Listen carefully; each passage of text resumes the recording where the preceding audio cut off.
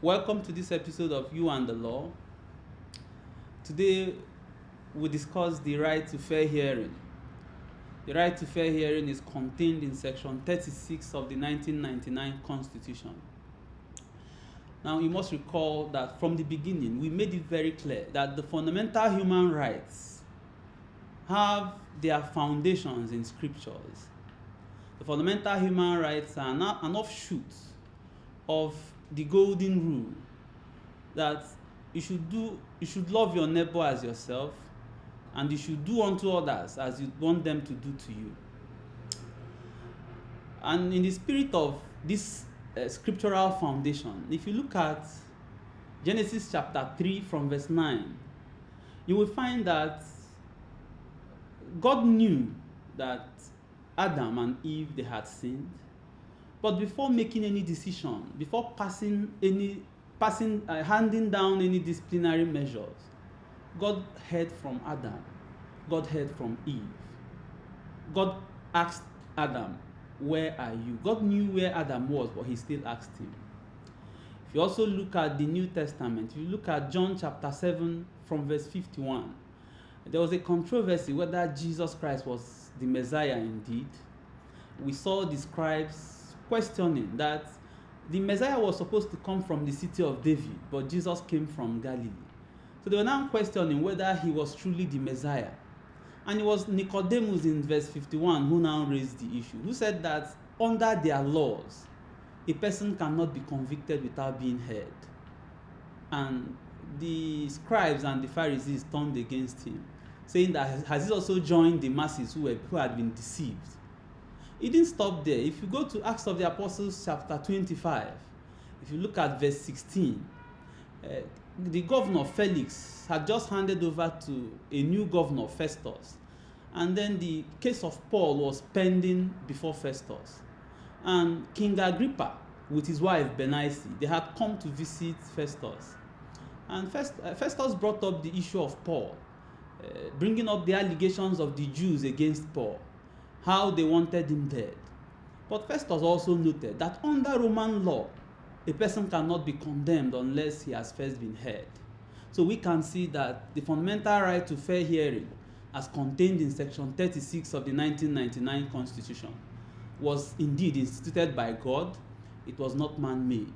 Section 36 sub 1 provides that in determining a person's rights, his civil rights and obligations, that it must be done in such a manner that fair hearing before either a court or tribunal established by law and set up in such a manner that it is independent and impartial. That's the provision of section 36(1) of the Constitution. It requires that for determination of a person's civil rights and obligations, that first they must be done by a court or other tribunal set up by law, and for the tribunal itself, it must be constituted in such a manner that it has to be independent and it has to be impartial. The concept of fair hearing, it's ancient. It didn't start today. It didn't start with Nigeria. It's global and it has a very long history. Now, even under the common law, two Latin maxims are always remembered when we talk about the right to fair hearing. Now, in the Supreme Court case of Baba and Civil Aviation Agency, the Supreme Court observed that they first of all set out the ingredients of fair hearing. And in setting out the ingredients of fair hearing, they also stipulated that the right to fair hearing, they are condensed in the two Latin maxims, one of which is Audi Utrem Partem, and the second is Nemo Judex in Causa Sua. Now, we take them one after the other. Audi Utrem Partem, it means hear the other side. In deciding a dispute, in determining a person's rights, or in determining a person's duties or obligations, the law is that the person must first be heard. We have already looked at the scriptural passages, and this Audi Utrem Partem is in line with the prescription of scripture. He said that before you can condemn anybody, before you can make any decision pertaining to a person's rights or obligations, you must first hear the person. Now, this aspect of fair hearing comes up usually in issues of employment. Many times, an employer or an employee will offend the terms of employment. An employee will commit a crime.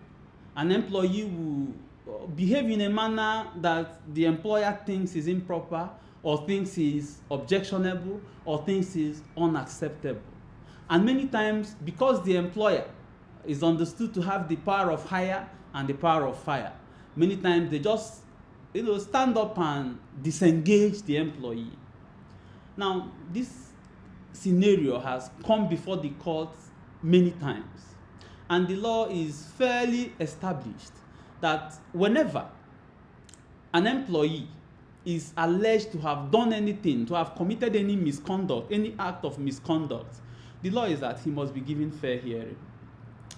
Now, a case that comes to mind is Olufa Eba and Abdul Rahim. In that case, there was an ASUU strike in the University of Ilorin. In the course of the ASUU strike, certain lecturers who were found to be at the forefront of the strike were locked out of the university. They were locked out of the university gate. In addition to locking them out of the university gate, the university authority also served them what they called a letter of cessation of employment. That's essentially sacking them from their employment as lecturers.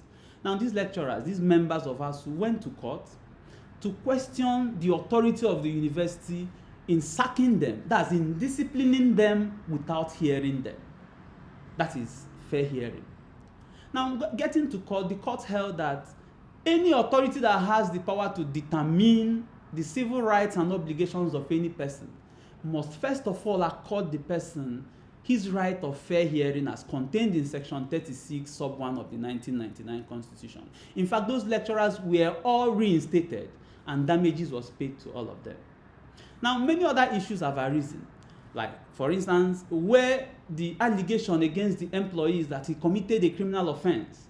Now, in this situation now, there are a lot of curved balls. There are a lot of complications. Even the Supreme Court is not agreed. There are conflicting decisions of the Supreme Court. Some decisions say that once a person is alleged to have committed a crime, that the person must be prosecuted and convicted by a court of competent jurisdiction before he can be sanctioned or disciplined by the employer. This was the decision of the court in Garba and University of Maiduguri. But an opposing decision was reached in Eze and Springbank, where the court held that there's no need to secure an employee's conviction before he can be disciplined in his place of employment. The same rationale was also given in Imonike and Unity Bank. In all these cases, the court held that there's no need to secure a conviction, to report to the police, report the offending employee to the police, prosecute him and obtain a conviction before he can be sanctioned in his place of work. But because of the complication in this area, employers are always advised to tread with caution along this line, especially where the employment is tainted with statutory flavor. Where, for instance, there's a statute regulating the employment, employers are always advised to tread with caution. Now, this calls to mind the recent incident in UNN where a lecturer was accused to have raped a student and impregnated the student. And just the following day, a letter was seen on social media where the office of the vice chancellor, first of all, suspended the lecturer, and second of all, cut his salary by half. Now, no evidence, we didn't hear anything about the lecturer being called, being summoned to a panel, or being summoned to the disciplinary board. We feel this is one of those cases that might lead to issues later because the employer did not take into cognizance. He did not call the defaulting lecturer to ask questions or to give him a query or to give him a fair hearing, upon which fair hearing they can now dish out sanctions. Now, the second aspect of the right to fair hearing as contained in section 36 is the principle of nemo judex in causa sua. Now, nemo judex in causa sua translates loosely as nobody should be a judge in his own cause. Nobody should be a judge in his own case. Now, this is, it makes common sense. And the rationale behind this notion, this maxim, is to make sure that, is to preclude bias or a situation of likelihood of bias. Now, where a person takes part in deciding his own case, nobody can, it is believable, at first instance, without looking deeper, the conclusion will be that the person misjudged, the person acted in a way to favor himself. Now, the rule against being a judge in your own cause is just to make sure that favor or nobody decides the case to favor himself. Now, this principle also has a very, very long history. And if you look at the case of Legal Practitioners Disciplinary Committee and Gani Fawehinmi, that was a case that was reported in the Supreme Court, that was decided by the Supreme Court in 1985. In that case, Gani Fawehinmi had published in a newspaper that he was the famous, reputable, and controversial lawyer. And the Attorney General of the Federation at the time was of the opinion that the publication was unethical, that a lawyer should not advertise himself. So the Nigerian Bar Association, which the Attorney General of the Federation then was a member, decided to discipline Gani Fawehinmi. So they set up the Legal Practitioner Disciplinary Committee, which the Attorney General of the Federation then was the chairman. And 3 members of the Nigerian Bar Association were also members of the disciplinary committee. So once the disciplinary committee was set up, Gani Fawehinmi ran to court. He instituted an action in court challenging the jurisdiction of the Legal Practitioner Disciplinary Committee to try his case, in that the Attorney General of the Federation, who is the accuser, is also the judge. And the Supreme Court didn't find any problem in ruling in his favor. And the court decided that the Legal Practitioner Disciplinary Committee didn't have the jurisdiction to try him because they had an interest in the case. Now, this can be likened to, for instance, you bought a land and you went to develop that land, and on getting to the land, you procured laborers to build a fence along in the land. While they were building a fence, somebody came and chased them away, claiming that the land is also his own, that he bought the land from Mr. B. Now, being a law-abiding citizen, you filed an action in court to determine the ownership of the land, whether you are the person who owns the land or whether it's the other person who owns the land. And on getting to court, the judge is now Mr. B. Now, nobody will believe whatever Mr. B decides. The reasonable person looking at the decision of Mr. B, observing the proceedings, will think that Mr. B acted to favor himself. Nobody will believe that he will ever act to favor his opponent. People will think that whatever decision he took it to favor himself. So that's the rule against bias, the rule against situations of likelihood of bias. Now, the essence of the right to fair hearing is that justice must not only be done, but be manifestly seen to be done. It is the impression of the reasonable man in court that warrants whether justice is seen to have been done or seen not to have been done. So if a reasonable person sitting in court feels that the judge has an interest in the case, he will not leave the court believing that justice was done. Now, this issue of nemo juris in causa arises mostly in 3 situations. One, where the person has a pecuniary interest. The instance we just gave is where a person has a proprietary interest, an interest in the property in question. In that case, the person will be held to be a judge in his own matter. Another situation is where the person is personally related to any of the parties in the case. That's personal relationship. For instance, if I'm having a case with you and you come to court and the judge is my wife, you cannot believe that whatever the judge decides was decided fairly, because you will always believe that my wife will act to favor me. That's the rule against bias. The third situation is official cases where, for instance, the judge, the person who is deciding, has made his position known on particular issues. And a case that, for instance, let me explain with examples. For instance, a case arises on, let's say, abortion, and a judge, okay, let's say divorce. Now we know the issue of divorce is a conscience issue, and many judges are opposed to divorce in conscience, and many of them have voiced out their position on divorce.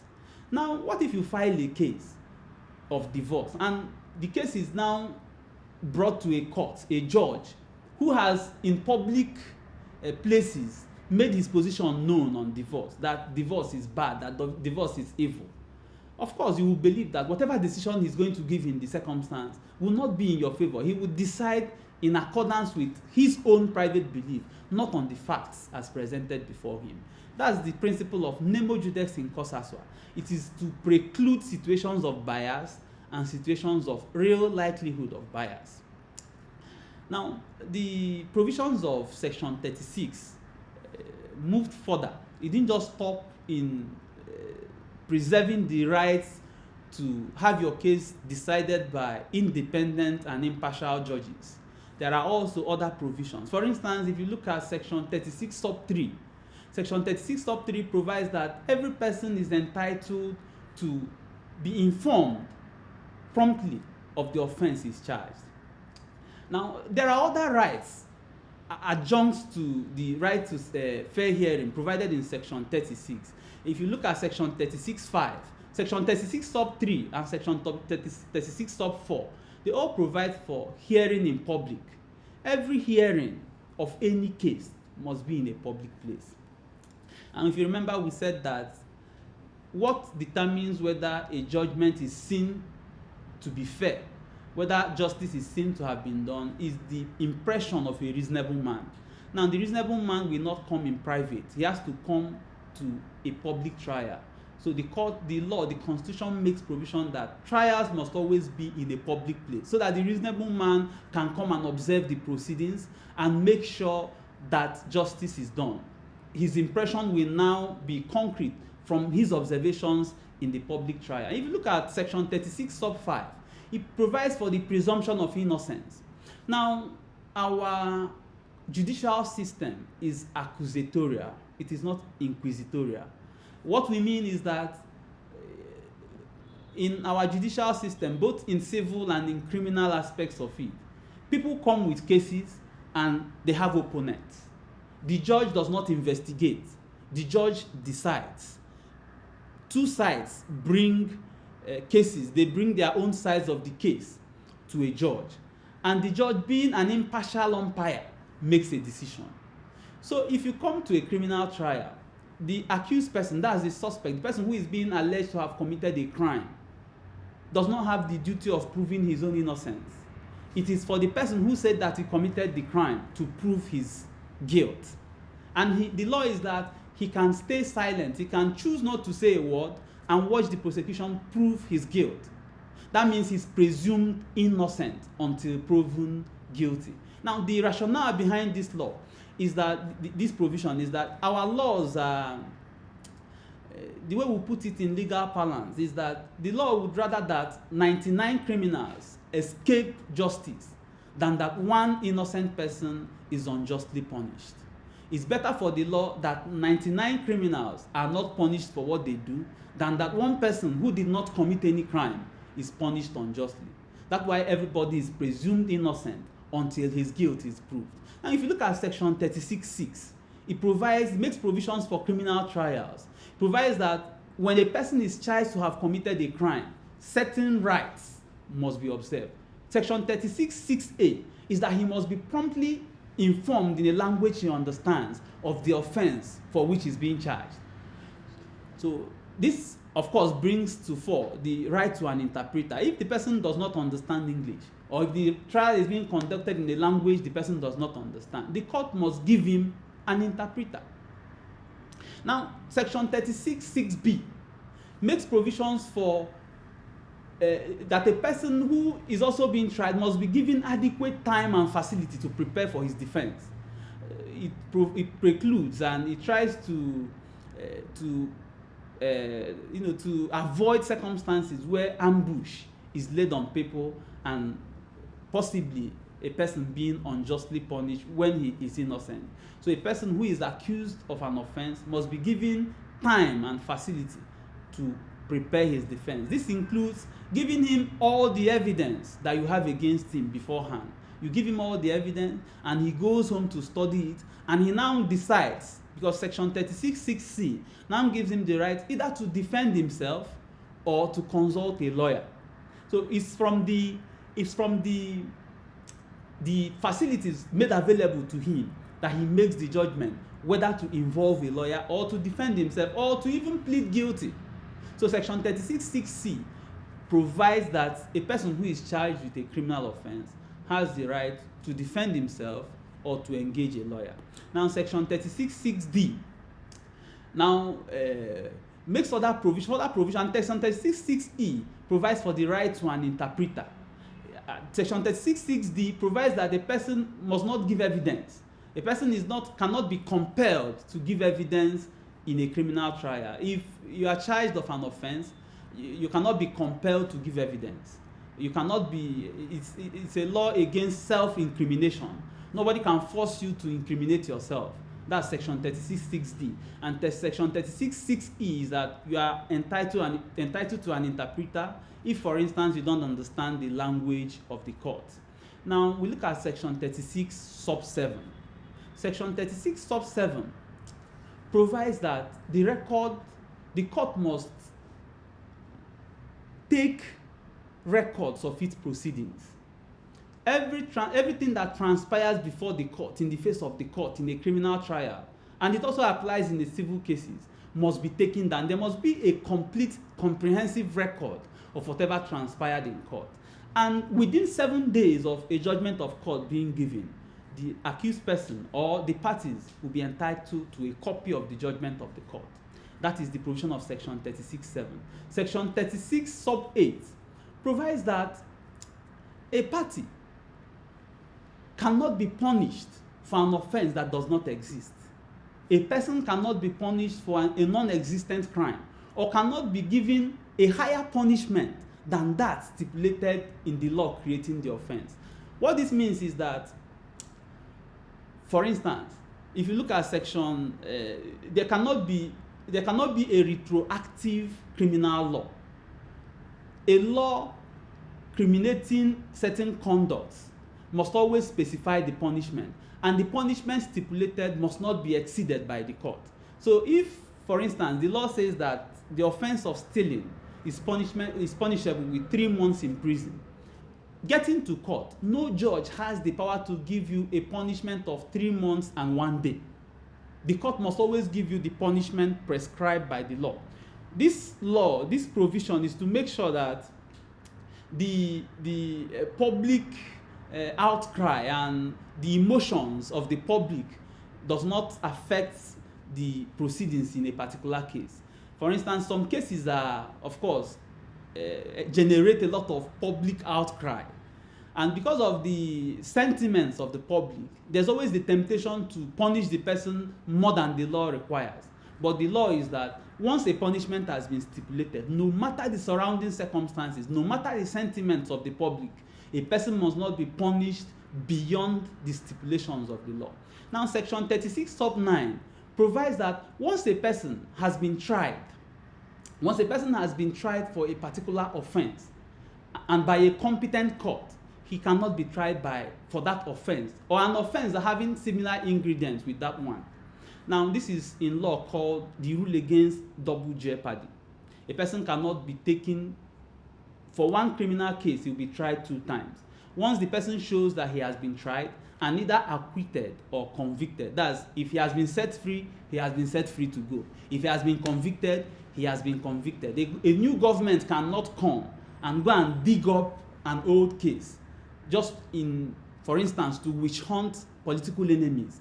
And because the person is his enemy, he now brings up the case to try him. And if, for instance, he was found not guilty before, he can now try him again in order to find him guilty this time. The law is against double jeopardy. Once a person has been tried, he has been tried. If he's convicted, he's convicted. If he's acquitted, he's acquitted. Unless there's a superior another of a superior court. Now, Section 3610 provides that where a person has been pardoned, the person cannot be tried for the same offense again. This provision recognizes the power of both the state government and the federal government to pardon persons who have been, of course, charged with an offense. Now, we noticed what happened in the United States recently, where the issue of pardon came up. The former president was intended to pardon himself for all the offenses he committed while in power, or whatever offenses that he was charged with. And we saw the debates on television, how many on both sides people were raising issues. Although the issue of the power of self-pardon is still very novel, that's not been tested, but at least it puts the issue in perspective, and people came to understand the implication of pardon. And this section 36 sub 10 makes it very clear that once a person has been pardoned, he cannot be tried again. Now, section 3611 provides that no person must be compelled to give evidence. An accused person cannot be compelled to give evidence. A person cannot be compelled to incriminate himself. It's the rule against self-incrimination. And now the final subsection of section 36 is section 36 sub 12, which provides that a person cannot be punished for a crime that is not written down and the punishment prescribed. This rule was set down in a very, very old case. In the case of Aoko and Fagbemi, the court held that in that case the issue was about the offense of adultery.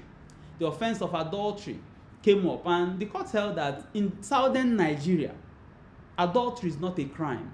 And since it's not a crime, a person cannot be punished, because there's nowhere in the law where it is stipulated, and there's nowhere where a punishment is given. Now, this is, in a nutshell, the provisions of section 36 sub section 36, which makes elaborate provisions for the right to fair hearing.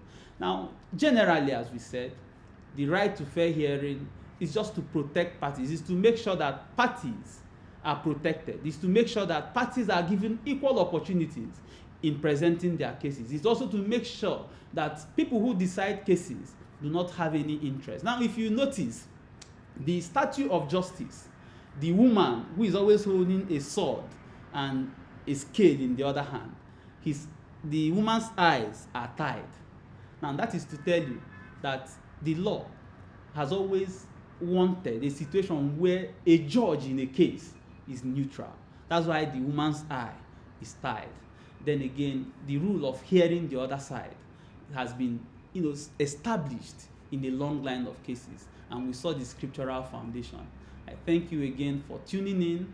I also encourage you to subscribe to this channel and also stay tuned for the next episode. Thank you very much for listening.